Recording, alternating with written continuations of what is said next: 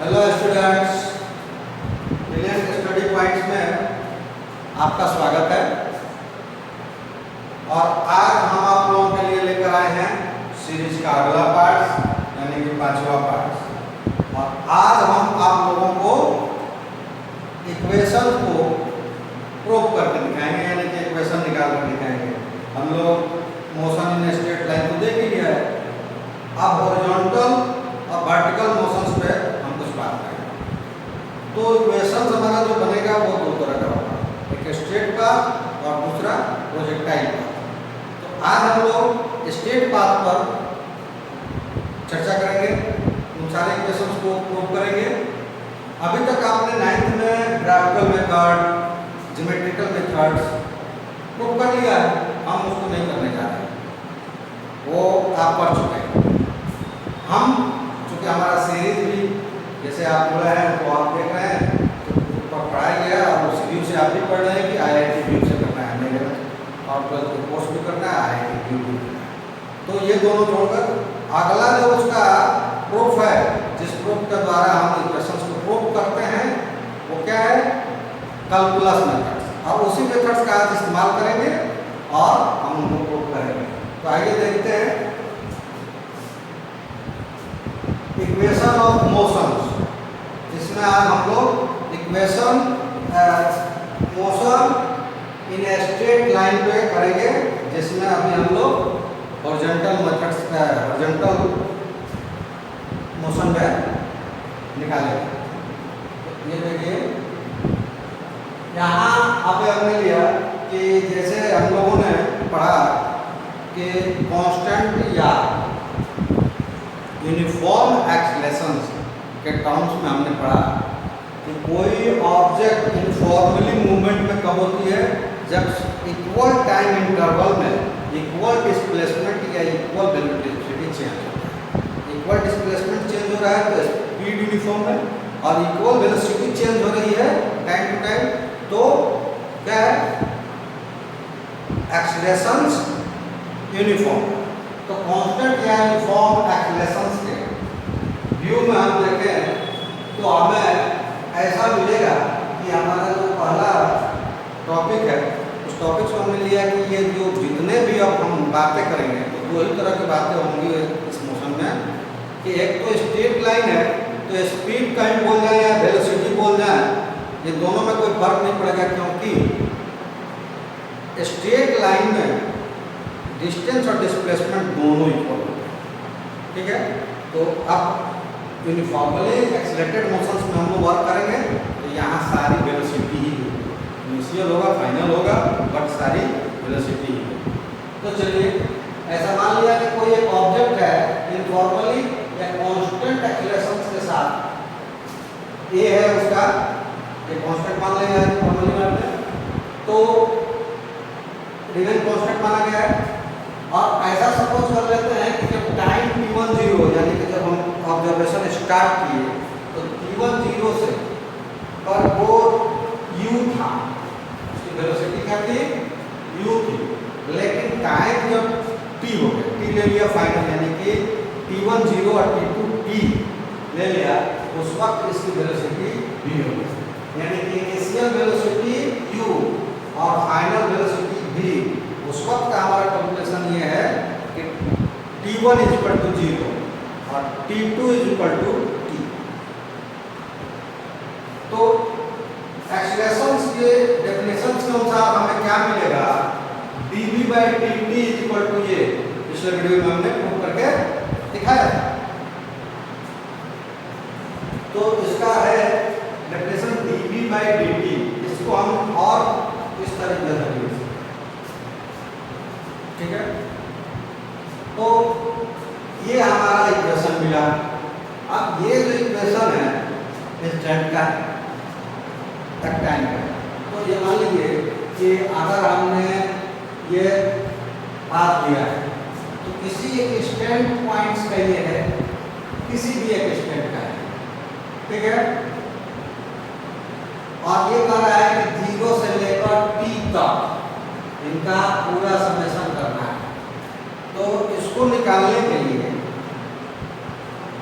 हम क्या करते हैं, इन इंटीग्रेशन का सहारा लेते हैं, यानी कि दो फिक्स पॉइंट के बीच इंटीग्रेट कर देते हैं। इंटीग्रेट मतलब बहुत सारे को जोड़ देना, एक कर देना, ये इंटीग्रेशन का मतलब होता है। और डिफरेंशियल का मतलब होता है बहुत सारे को तोड़ देना, बहुत अलग अलग पार्ट्स में करना, तो उसको डिफरेंशिएट करते हैं। इंटीग्रेट मतलब सबको जोड़ देना। तो जब हम फिक्स पॉइंट्स में मिल जाता है, ये 0 to t टाइम्स के टर्म्स में और u to v, यहाँ पे ये u था और ये v, तो इनके बीच सारे पॉइंट्स को इकट्ठा करके हमें एक इक्वेशन प्राप्त करना है कि तब इतने एवरेज में क्या आएगा, इंटीग्रेशन करना है। तो दोनों तरफ हमने इंटीग्रेट कर दिया, एक डेफिनिट इंटीग्रल का इस्तेमाल किया हमने, v के लिए u to v और t के लिए 0 to t। तो इस कंडीशन में हमें क्या मिलेगा, integrations up to 0 u to v of dv and a इसमें आप देख रहे हैं कि ये कांस्टेंट पॉइंट्स है, तो कांस्टेंट का इंटीग्रेशन नहीं होता है अगर कोएफिशिएंट बनाया वो इंटीग्रल का पीछे आ जाता है। तो dt यहाँ डिफरेंशियल पार्ट्स है, तो 0 to t integral of dt। और जो थोड़ा बहुत इसका ज्ञान 10th में ले लिया होगा तो ठीक है, या फिर कोई जो ऐसा है जो 11th में आने के बाद मैथ में इसके लिए इंटीग्रल के बारे में जान गया तो ठीक है, नहीं तो बहुत मुश्किल है। आपने पहले कहा था कि आप लिमिट्स, डिफरेंशियल, वेक्टर और इंटीग्रल्स की बेसिक जो थ्योरी है, बेसिक जो फॉर्मूले कम से कम है उसको आप याद कर लीजिए। जब तक ये सीरीज चल रही है हमें हर जगह जरूरत पड़ने वाली है। फिलहाल अभी मैं बता देता हूँ कि जब हम डिफरेंशियल के लिए लिए थे कि d by dx x to the power n को हमने डिफरेंशिएट किया था, तो आपको दिखाया था कि n पीछे आ जाता है और x पावर में -1 हो जाता है। और अगर इसको हम इंटीग्रेट कर दें, इसको इंटीग्रेट कर दें तो हमें ये मिल जाएगा x to the power n, क्योंकि डिफरेंशियल का जस्ट उल्टा इंटीग्रेशन। अगर हमें मिलता है कि d by dx x square 2x, तो 2x को हम इंटीग्रेट करेंगे तो x to the power 2 हो जाएगा। तो उसमें क्या करते हैं कि अगर हमें ऐसा कोई मिला है कि x to the power n dx, तो ये dx जो होता है इंटीग्रल पार्ट्स का मतलब उसका डिफरेंशियल पोजीशन को बताता है किसके टर्म्स में हमको इंटीग्रेट करना है, तो इसका मतलब 1 हो जाता है। और यहाँ पे x to the power n है, x to the power n है, तो ये क्या हो जाएगा, x की पावर में 1 ऐड हो जाएंगे और यही n plus 1 क्या हो जाएगा, डिवाइड हो जाएगा। ठीक है, तो ये हमारा मिल जाएगा डिफरेंशियल। उसी का इस्तेमाल हम यहाँ करने वाले हैं। तो देखिए क्या होगा, यहाँ कुछ नहीं है, केवल इंटीग्रल डिफरेंशियल पार्ट है, तो यहाँ मान लेंगे 1, और 1 का मतलब क्या हो जाएगा, v के टर्म्स में v to the power 0 हो जाएगा। यहाँ भी कुछ नहीं है, 1 ले लिया, तो 1 का मतलब क्या हो जाएगा, t to the power 0।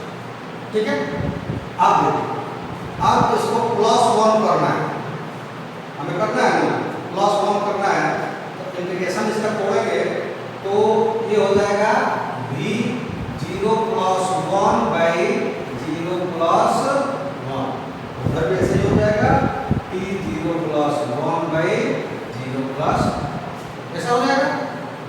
अब देखिए एक और चीज आपको बताएं कि ये जो फिक्स पॉइंट दिया हुआ है, ये पॉइंट जो फिक्स दिया हुआ है, ये उसका क्या बनता है, उसकी रेंज बनती है। इन्हीं के रेंज में हमको इसको डिफरेंशिएट इंटीग्रेट करना पड़ता है, उस फंक्शन को भी लगाया जाता है। कैसे इसको यूज करते हैं दिखाते हैं। ये देखिए इंटीग्रेट हो गए, तो ये जो उसका लोअर पार्ट है इसका लोअर बेस बनेगा और हायर बनेगा, और इन्हीं वैल्यूज को इसमें पुट कर देंगे और माइनस कर देंगे। जैसे कि ये b है, तो यहाँ पे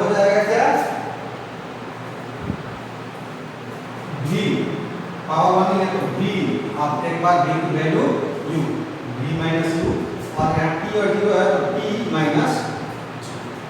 इस तरह से आपको क्या मिल गया, v minus u equal to ये t, और आगे जब हमने कैलकुलेट कर दिया तो क्या मिला, ये v equal to u plus a t, आपका पहला इक्वेशन। ठीक है, पहला equation v equal to u plus a t, ये मिल गया। अब हम दूसरे की तरफ चलते हैं, तो इसको हम आगे बढ़ाते हैं।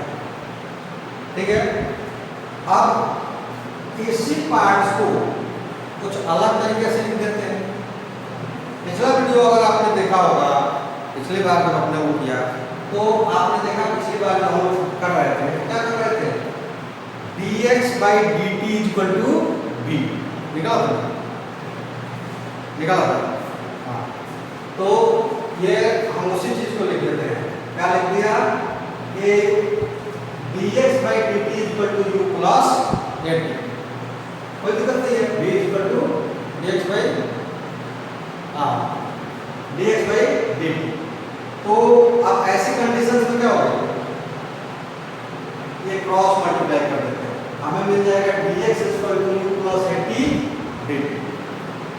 ठीक है, अब इसमें ये होता है कि dt है दोनों के साथ होगा। अगर हम इंटीग्रेशन यहाँ भी इंटीग्रेट करेंगे, कैसे, उस पॉइंट्स को पहले जान लेते हैं, कौन से पॉइंट्स के बीच में करेंगे।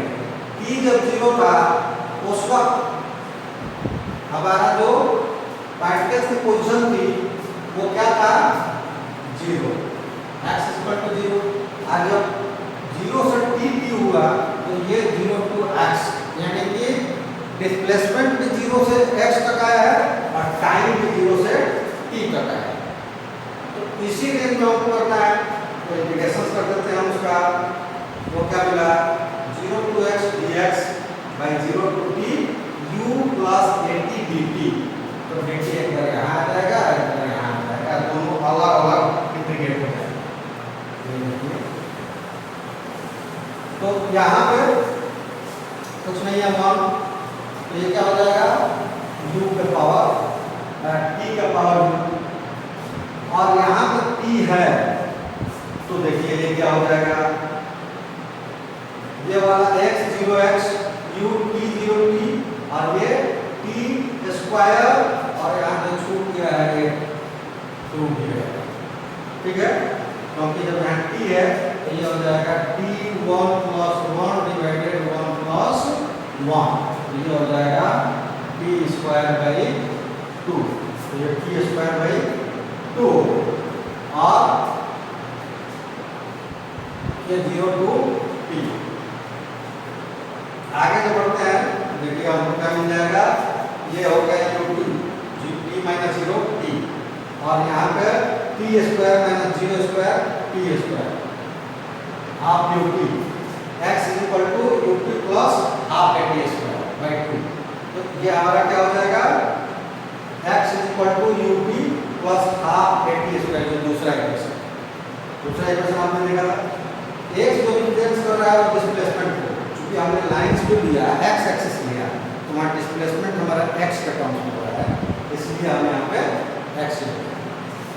चलिए आगे बढ़ते हैं तीसरे के लिए फिर से हम पिछले वाला इक्वेशन को ले लेते हैं, यानी कि हम ले लेंगे किसको, dv by dt equal to a, ये के डेफिनेशन।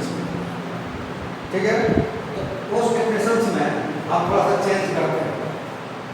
ये देखिए, इसको हमने लिख दिया dv by dx into dx by dt, कोई चेंजेस नहीं है इसमें। dx ऊपर भी मल्टीप्लाई कर दिया, नीचे भी अगर दोनों काट दें तो फिर से dv by dt।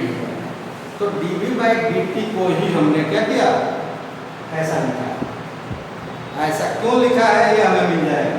अभी पिछले वाले ही टॉपिक में आपने देखा कि dx by dt क्या होता है, dx by dt v होता है। ठीक, चलो, तो ये v होता है तो v सब्स्टिट्यूट कर देते हैं, ये सब्स्टिट्यूट होगा। तो अब हमारा इक्वेशन मिला v dv by dx equal to है, और इसको क्रॉस मल्टीप्लाई, तो वो क्या हो गया, v dx। अब यहाँ पे हमारा जो रेंज है उस रेंज को पहले देखते हैं। ऐसा मान लेते हैं कि जब डिस्प्लेसमेंट 0 था तब स्पीड थी u, लेकिन जब डिस्प्लेसमेंट x हुआ उस वक्त स्पीड थी v, यानी कि वेलोसिटी जो डिफाइन होगी u टू v और हमारा डिस्प्लेसमेंट यानी पोजीशन जो डिफाइन होगा वो 0 टू x।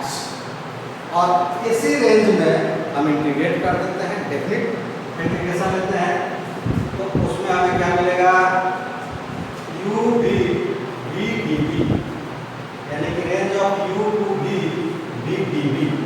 और ये dv यहाँ पे डिफरेंशियल पार्टिकल्स है, इसलिए ये v बाहर नहीं जाएगा, ये इंटीग्रल का पार्ट है, लेकिन यहाँ a x का पार्ट नहीं है इसलिए बाहर, यहाँ हम ले लो, ठीक है। ये जब करेंगे हम इंटीग्रेट तो हमको क्या मिलेगा d² (2u to v) और यहाँ a x 0 to x। इसको पीछे जैसे हम लोगों ने कैलकुलेट किया उससे ये कैलकुलेट कर सकते हैं, तो ये हमें मिलेगा v² है, v की जगह v रखे तो v², लेकिन जब v की जगह u रखे तो u²। और यहाँ a x - 0 यानी कि ax, इसको इधर ले चलेंगे तो ये क्या हो जाएगा 2ax, और ये नेगेटिव है उधर ले चल के करेंगे तो क्या हो जाएगा पॉजिटिव। ये क्या हो जाएगा u² = v² + 2ax। ये तीसरा इक्वेशन है, तो तीनों इक्वेशन को हम लोगों ने सॉल्व कर लिया। अब इसको एक बार देख ले, तीनों इक्वेशन है, ये हमें हॉरिजॉन्टल था। अब हमें वर्टिकल्स को यहीं पे डिफाइन कर लेते हैं, क्योंकि उसमें कुछ भी चेंज नहीं होता, केवल क्या चेंज होता है उसको हम लोग देखते हैं। वर्टिकल मतलब फ्री फॉलिंग बॉडी। ये देखिए एक व्यक्ति है, वो पत्थर छत से ऊपर नीचे गिरा है, ये एक ही स्पीड से एक ही एक्सेलरेशन से आ रहा है। कैसे चल रहा है तो यहाँ ठीक है। अब इसको थोड़ा और स्लो प्रोसेस में देखते हैं। ये बॉल है, ठीक है, और ये इसका एक्सेलरेशन जो होगा यही होगा क्या 9.8 हम लोग जो लेते हैं जनरली, अब हम यूज करेंगे वो 9.81, हाँ 9.8 भी कर सकते हैं। तो ये 9.8 से ही ये आएगा। अब अलग अलग इसके क्या होगी पोजीशन पे अलग अलग स्पीड, ये ऊपर जाने का भी और नीचे अगर थ्रो किया जाए तो भी उसी रेट से चलेगा, और ऊपर से फ्रीली फॉल करेगा तो भी उसी रेट से चलेगा, और वो एक्सेलरेशन रेट होगा ये 9.81। अब इसमें बदलेगा क्या, तो अभी हमने कहा कि जो हम लोग अभी तक किए वो हॉरिजॉन्टल था और ये वर्टिकल है, तो हमारा डिस्प्लेसमेंट जो होगा वो वर्टिकल होगा, यानी कि y हो जाएगा। डिस्प्लेसमेंट हमारा y हो जाएगा, जिसको आप 9th में h से डिनोट करते हैं।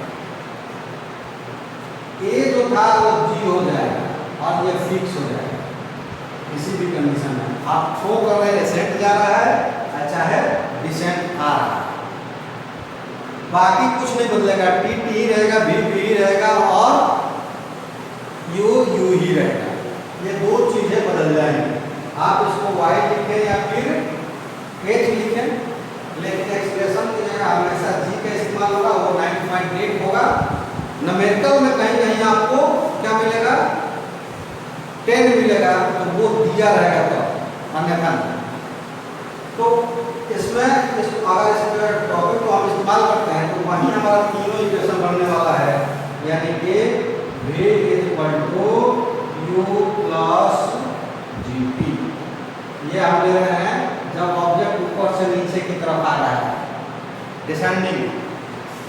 दूसरा हो जाएगा h या फिर y is equal to ut plus half gt square.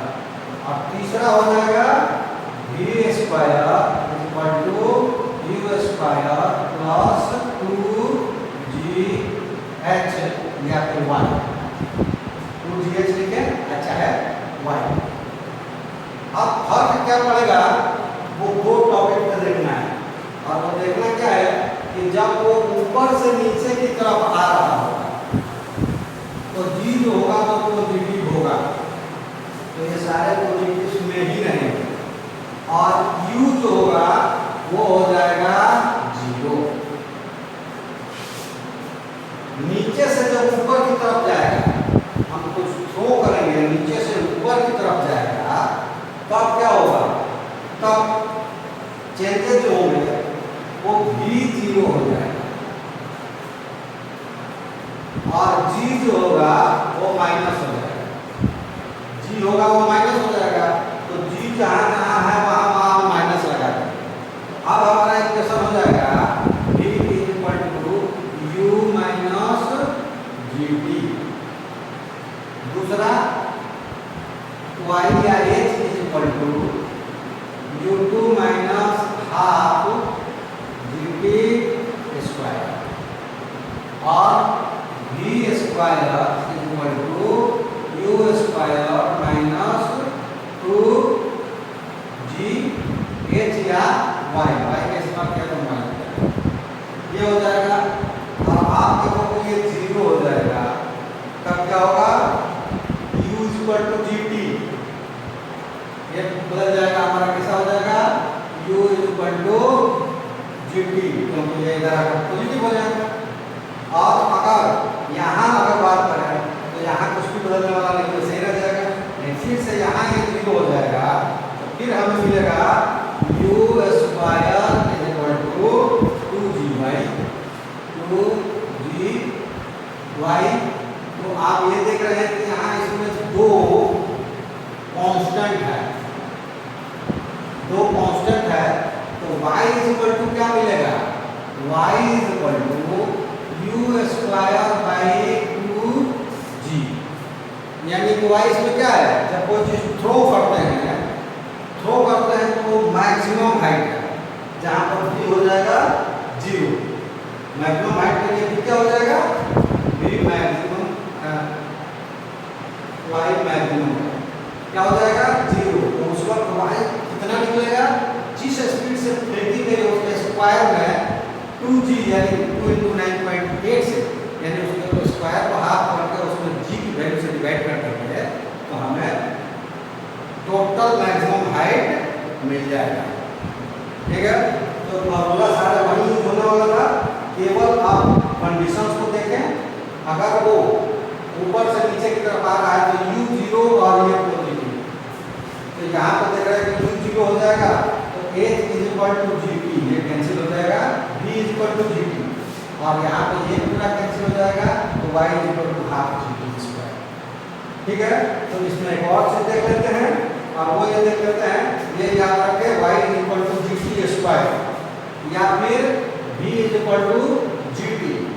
तो ये एसेंट की जो वैल्यू मिलेगी आपको, वो मिलेगा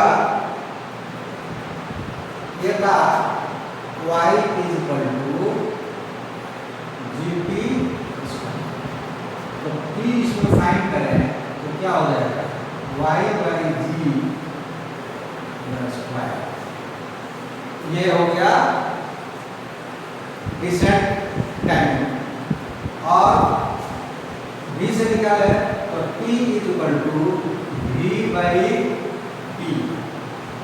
तो ये दोनों टाइम को ऐड कर देंगे, यानी कि ये दोनों टाइम इक्वल होगा। कैसे, जो थ्रो करेंगे तो हाइट तक जो जाएगा मैक्सिमम हाइट, उस हाइट से फिर जमीन तक आने में उतना ही टाइम लगेगा। ये दोनों टाइम सेम हो गया, यानी कि एसेंट और descent TA ascent that is equal to TA descent TD अब इसमें क्या होगा कि अगर हम मान लेते हैं कि हमने कहा कि यू स्पीड से एक चीज को हमने थ्रो किया और वो एज हाइट तक गया और उसको जाने में 2 सेकेंड्स लगे या 5 सेकेंड्स लगे, तो वहाँ से उस ऑब्जेक्ट को अर्थ पे आने में, जहाँ से थ्रो किया गया वहाँ तक आने में 5 सेकेंड्स ही लगेगा। जितना जाने में लगेगा उतना ही आने में लगेगा। तो ये सारी चीज़ें है, इसको स्टेट पाथ मोशंस में क्वेश्चंस का जो कि आपको प्रूव करके दिखाया गया। और अगले वीडियो में, अगले क्लास में हम लोग क्या करेंगे, प्रोजेक्टाइल मोशंस के कुछ फाइंड आउट करेंगे और उसके साथ साथ उसमें मोशन इन प्लेन फाइंड करेंगे और उसके बाद हम लोग न्यूमेरिकल्स शुरू होगा। यानी कि अभी 2 वीडियो और क्लास के बाद आपको मिलेगा न्यूमेरिकल्स।